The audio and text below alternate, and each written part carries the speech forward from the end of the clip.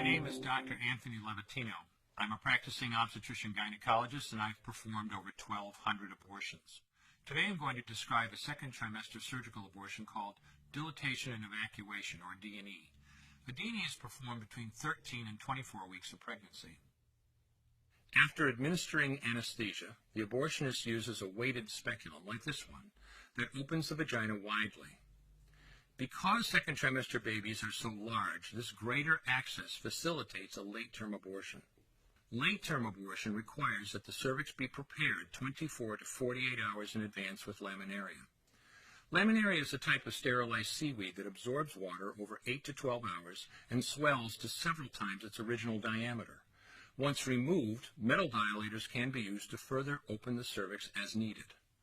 Once the cervix has been stretched open, the suction tube is placed inside. A baby at 20 weeks gestation is as big as the length of my hand, from head to rump, not counting the legs. The suction machine is turned on, and pale yellow amniotic fluid surrounding the baby is suctioned out through the catheters. With babies this big, they don't fit through catheters this size. The baby's bones and skull are too strong to be torn apart by suction alone. This is a Sofer clamp. A Sofer clamp is made of stainless steel. It's about 13 inches long. The business end is about 2.5 inches long and a 1/2 inch wide, and there are rows of sharp teeth. This is a grasping instrument. When it gets a hold of something, it does not let go. The abortionist uses this clamp to grasp an arm or leg. Once he has a firm grip, the abortionist pulls hard in order to tear the limb from the baby's body. One by one, the rest of the limbs are removed, along with the intestines, the spine, and the heart and lungs. Usually the most difficult part of the procedure is extracting the baby's head, which is about the size of a large plum at 20 weeks. The head is grasped and crushed.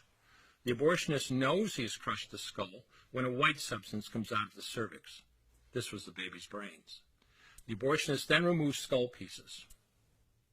He removes the placenta and any leftover parts of the baby with a curette, scraping the lining of the uterus for any remaining tissue.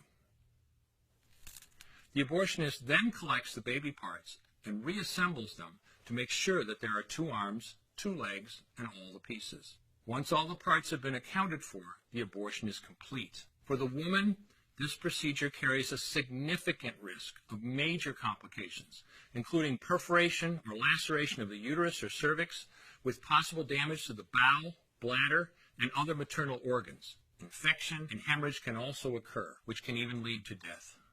Future pregnancies are also at greater risk for loss or premature delivery due to abortion-related trauma and injury to the cervix. As I mentioned at the beginning, I'm Dr. Anthony Levatino, and in the early part of my career as an OBGYN, I performed over 1,200 abortions.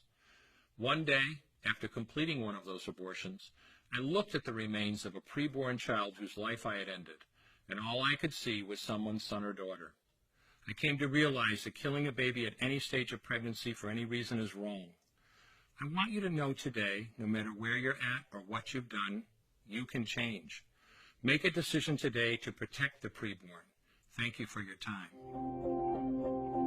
I will no longer do any more abortions. When you finally figure out that killing a baby that big for money is wrong, that it doesn't take you too long to figure out it doesn't matter if the baby is this big or this big or this big or maybe even this big, it's all the same. And I haven't done any since then, and I never will.